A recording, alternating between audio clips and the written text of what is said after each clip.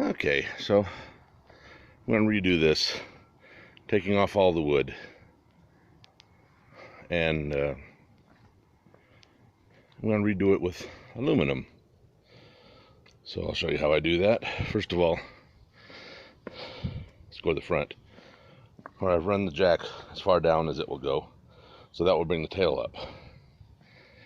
And then the tail, I got the jack stand under each corner, and then now I'll jack the nose up onto the jacks so I can get some elevation under it, so I can go under it to take bolts off and put bolts on and things like that. So I will do that now. And this little unit here, there's a video of that on my channel as well, how to make that so that you can have a place for your wire, keep it from laying in the mud. So now let's just jack this up.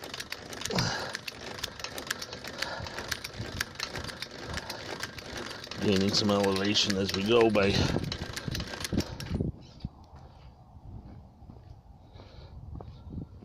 see, it's on the stands, and we got some of the weight off the wheels a little bit, but I've got it on chocks because I got a slope driveway here. So now I'll pull all the wood off of it. Okay, so I got all the wood off now, and as you can see, I gotta do a little sanding and painting on top of that frame to kind of protect it a little bit more before I put some more stuff over the top of it. So get out the sander and get after it. Okay, so you can see now I got the paint over the top of the frame where it was kind of rusted out before.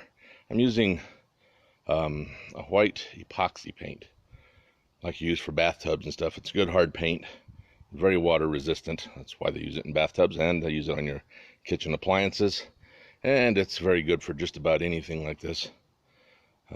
That's what the rest of the frame was painted with several years ago, and it's still holding up okay too.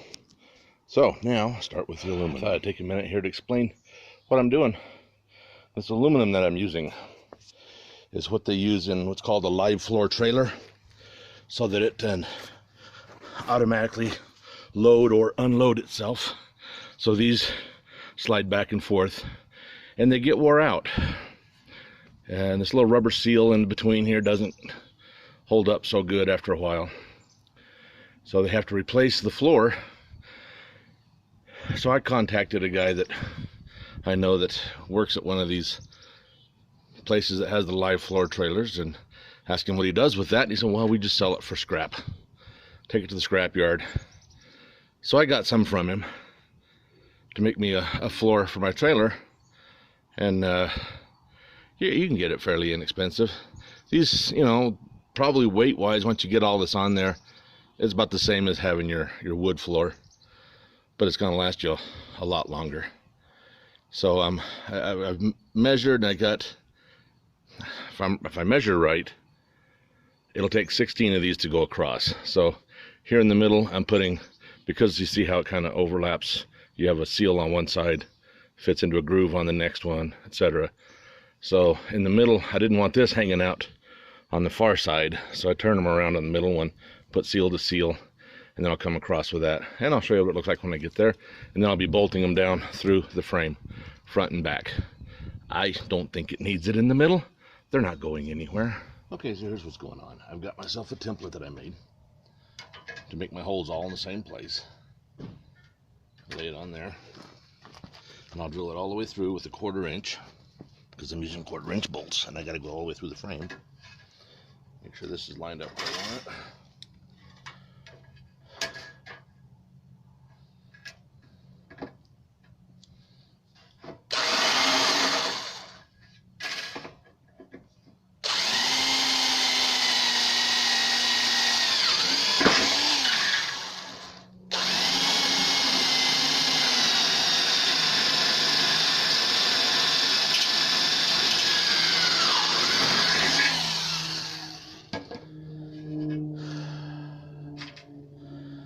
Since I'm using a carriage bolt that's square up here, and I don't have a square hole,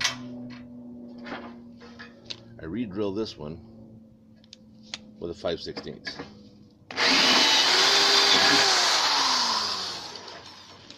which is not big enough for that to go all the way through and into it. But I put a lock washer and a nut on the back side and tighten it down with a socket, and it will pull that into it.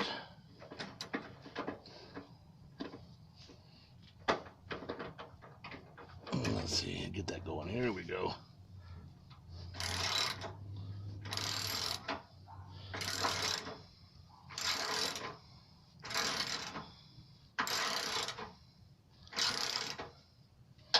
So you can watch it go down into it, cutting its own grooves in. And there you got it. And I'll just do that all the way across and do both ends, and then all my heads will be a straight line going across and look nice. And I'm using carriage bolts, so they have a nice flush appearance to them. You don't have stuff catching on it when you're dragging stuff in and out. It just looks better. Okay, so the floor is on, and you can get a good look at it. Still gotta build the sides, so that's to come. But here's the floor done.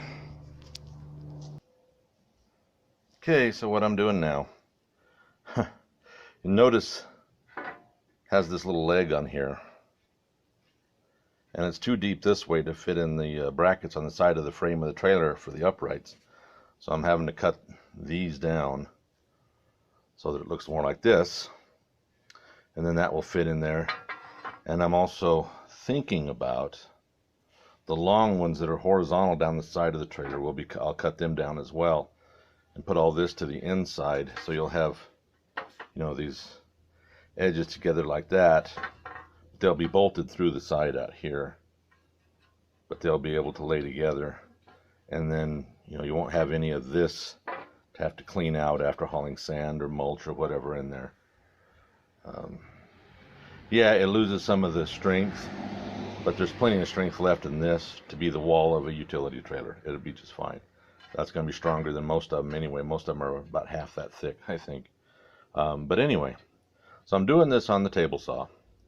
And what I did is I bought this cheap little $10 blade at Home Depot. And it's for MDF, veneers, and things like that. So it's just a cheap little thing. But I have noticed the cut, and it cuts it fine. It just throws shrapnel all over you the whole time. But you'll notice that sometimes the aluminum is melting and filling in the teeth. I managed to remove one or two of these, but I'm trying to spray it with lube and stuff on it to keep it cool and to keep it from doing that, but I've missed it. So I'll have to either get that out of there if I can, just heat it up and melt it out, I guess, or spend $10 on another blade and drop it in there. But you know, cheap little blade, and it's cutting it, obviously, because it cut these off. And I cut an 8-footer on it already. And I cut it over here and over here, lengthwise, and that was, oh joy, it's so much fun. It's like standing in front of a miniature machine gun and having it just pepper you all the whole time you're cutting. And then you worry about kickback. Yeah, it's loads of fun, but I'll get it done. Okay, so this big monstrosity you see here is a 10-foot long jig for cutting 8-foot long side pieces. And I'm using the chop saw because I want to miter the edges. I'm putting on the end to 45. So when I put it all together, they all fit well. I'll show you outside in just a minute. But something to remember when you're using something like a miter saw or your table saw to cut this stuff. This blade has been working excellent. $10 blade, it's been working great. I also have a can of spray lube, and you gotta spray that blade after every cut. It keeps the blade cooler, lets it run through faster, and it keeps it from bogging up as much material in the teeth and sticking to it as I had before. So make sure you do that if you're going to be doing this. Now let's go out here to the trailer and I'll show you what I'm talking about. So see, this one's already been cut to 45 on this end and on this end. So I will do the tailgate will be done the same way, 45s. They're a little shorter, so it'll go across that way.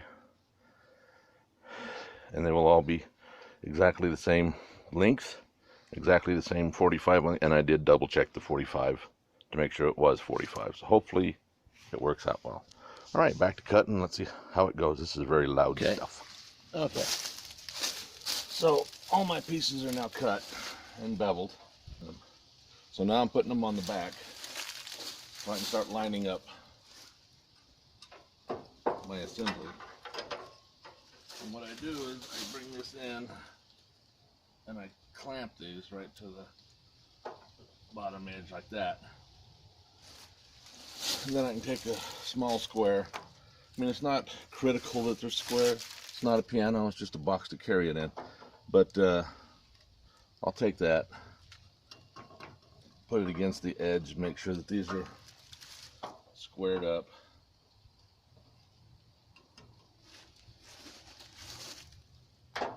And hope that everything works out. Just move this in the middle. Can't put them on the edge and have them work very well. Okay, so let's see.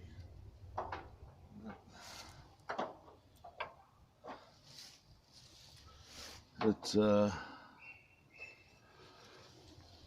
close enough. So what I'm going to do now is mark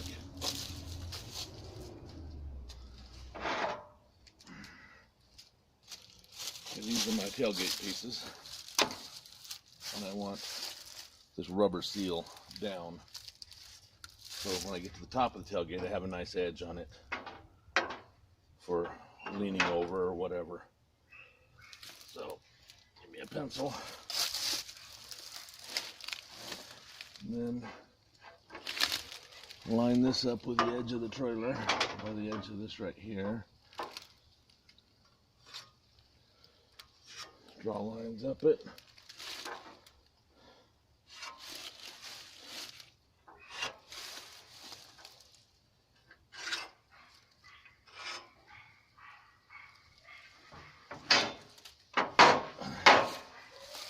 And I do that with 6 of them.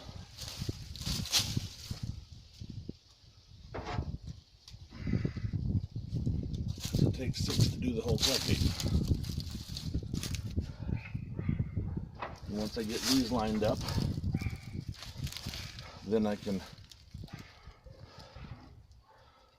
bolt them all to the uprights.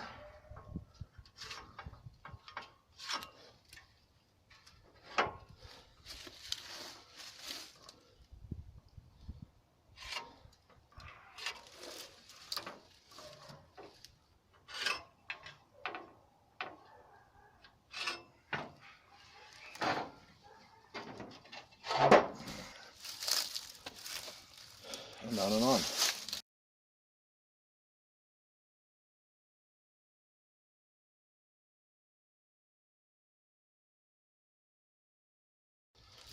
All right, so now all I gotta do is lay them out, drill my holes, bolt them together. Let's get on to that.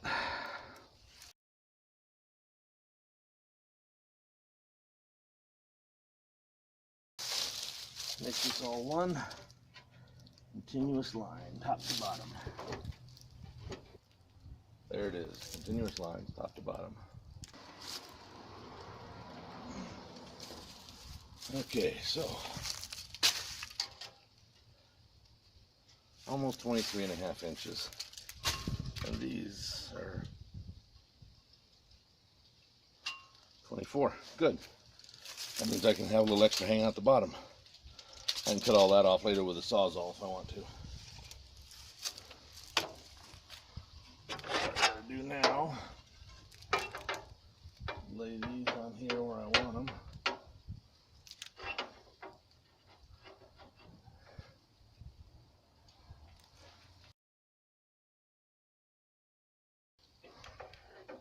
Now I'm not going to put them all the way to the top. I want a little lip, so if you're standing against it or you're pulling a tarp over something, you have a little room to maneuver without running into that edge.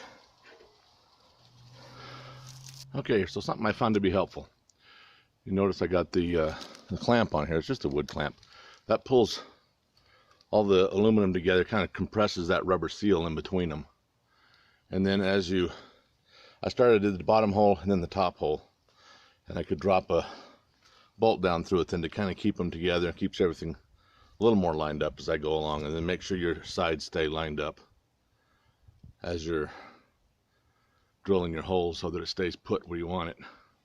And you may have to tap things back into line every once in a while just to make sure that they go there. But that's all I'm doing now, is just drilling the initial 1/4 inch hole. And then I'll come back and do the 5/16 enlargement on the upright, so that the square head of the carriage bolt will drop down into there eventually, I hope.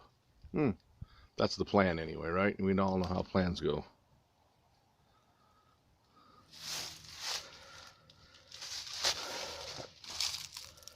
Oh, I gotta crowd myself in here now.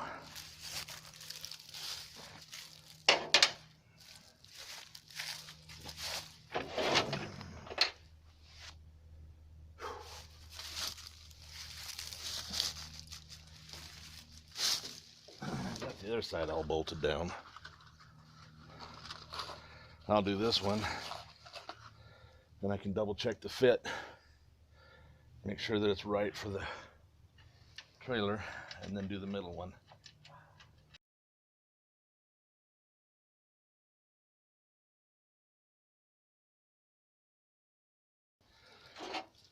This is the kind of thing you do to a trailer you don't plan on, well, I guess you could plan on getting rid of it. You're raising the value of it significantly by doing this, but it's also something you can keep forever and pass down to your family.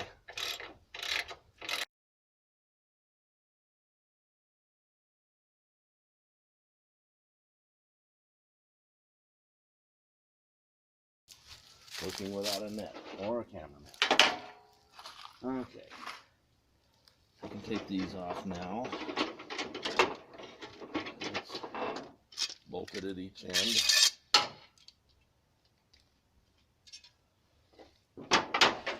Move those.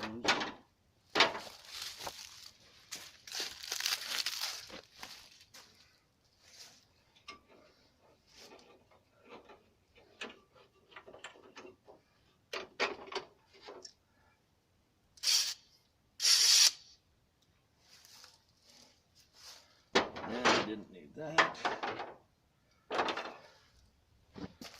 Take that off for now.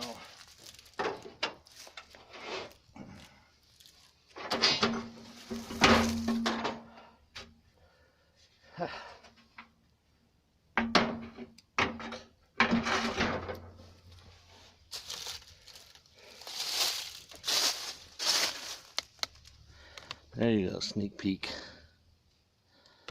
at how it's going to look.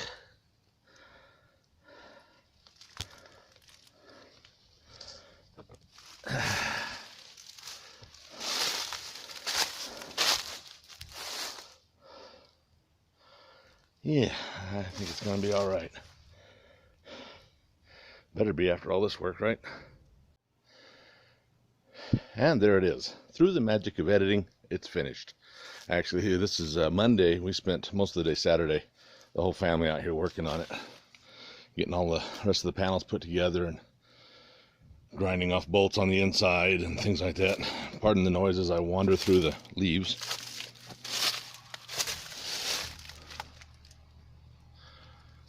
But there you have it.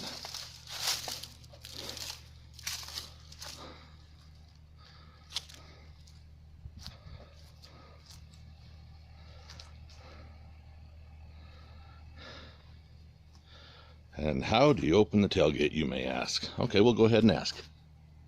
I'm glad you asked. I will show you. So this is how you take it off. Pull this little wire right here. Lift a little, there it is. Same thing, other side.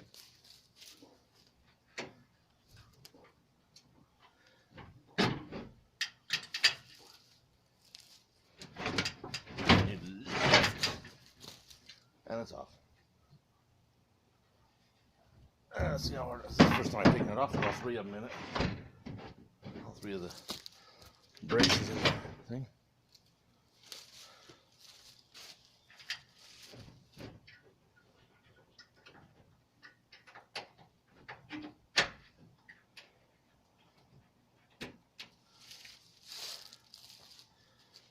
These are the same brackets and pins I used on the old one, on the wood door. Oh, lift a little.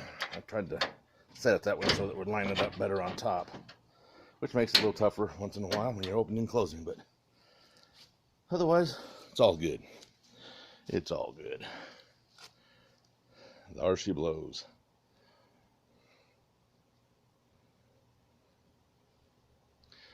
Well, thank you for watching, and hope you enjoyed it. Hit the old like button down there at the bottom, subscribe, whatever you wish. I'll be doing more stuff.